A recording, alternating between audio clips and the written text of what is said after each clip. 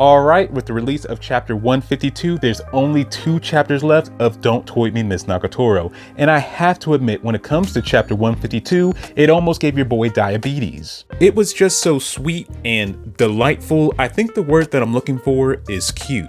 I felt like I had a smile on my face the entire time that I was reading that chapter. In fact, I'm smiling right now thinking about talking about the chapter. As corny as that sounds, that's just how I feel. This chapter was perfect.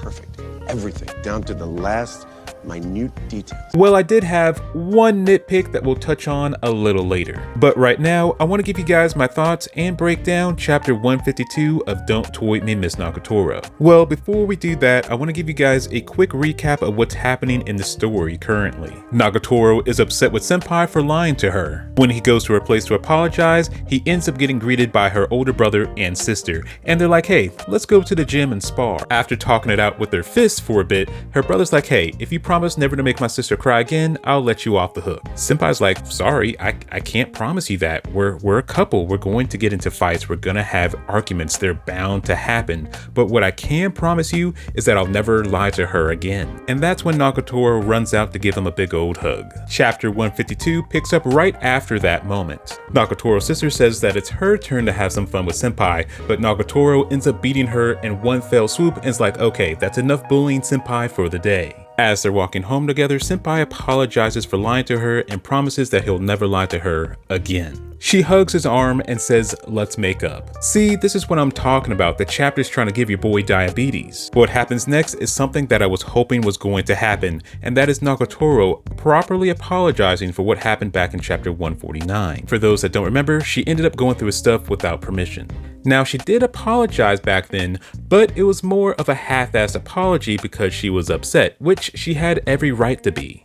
I'm really happy that we're getting this apology because the manga was really making it feel like that this whole situation was 100% Senpai's fault, that he was the only one that did something wrong. I agree that the majority of the situation is Senpai's fault, but Nagatoro did cross a boundary. But here's where my nitpick of this chapter comes in. Senpai ends up saying, don't be sorry, I was just panicking. So what he's basically saying is that he was never really upset with Nagatoro for looking through his things. He was just trying to come up with an excuse to be like, hey, you did something wrong, so you can't be really mad at me. Some people were theorizing that that was actually the case, that he was never really upset, that he was just trying to come up with an excuse to, change the topic. So with Senpai saying that he was never really upset, that means that this situation really is 100% his fault, and Nagatoro is getting off scot-free. And you know what? I don't like that. I don't like the idea of all the blame being on Senpai. I like the idea of both of them being in the wrong, that they both realize that they're in the wrong and apologizing for it. It would be completely reasonable and believable that he would be upset at Nagatoro for going through his stuff without,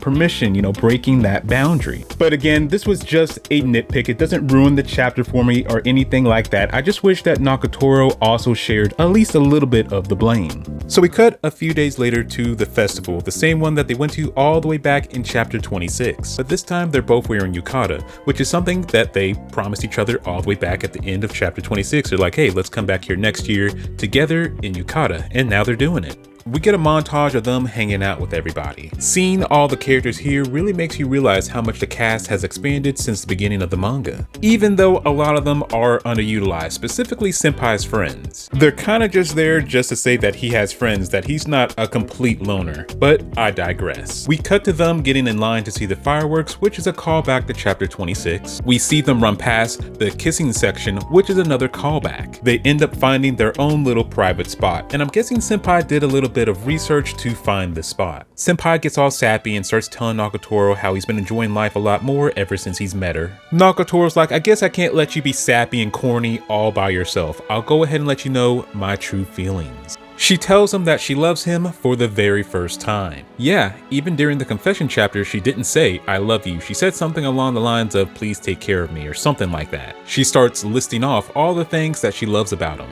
She ends her little speech by saying that he's the coolest boyfriend in the world, her senpai. They then end up sharing a kiss underneath the fireworks. I said it once and I'll say it again. Diabetes. The chapter ends with them in the club room looking at the fish they bought at the festival. I don't know how the author did it, but after reading chapter 152, I'm content. Like, I'm okay with the manga ending within the next 2 chapters. Like, if this chapter 152 was the last chapter, I wouldn't be mad at it. Like, this chapter really felt like a finale. We got to see all the characters, you know, all the problems are kind of resolved. She finally said, I love you, you know, we got a kiss underneath the fireworks. Again, it just has that finality to it. And it seems like a handful of fans agree with me. They're like, man, this really felt like a finale. What are they going to do with the next 2 chapters? And yeah, that's the big question. What are they going to do with these last 2 chapters? People keep bringing up the do whatever I say ticket, and it's starting to get annoying. It's just kind of late in the game for this ticket to have any real narrative impact. Of course, people are hoping for a time skip, but I don't think we're going to get one, or at least we're not going to get like a big one. The reason being is because over on Twitter, the author put up a little sneak peek of the final chapter, and it looks like Nagatoro and Senpai are in the club room. So we'll probably get a time skip to the end of Senpai's senior year, but to get one where they're married or have kids together, I'm not too sure. Whatever the author ends up doing, I'm sure it will be satisfying.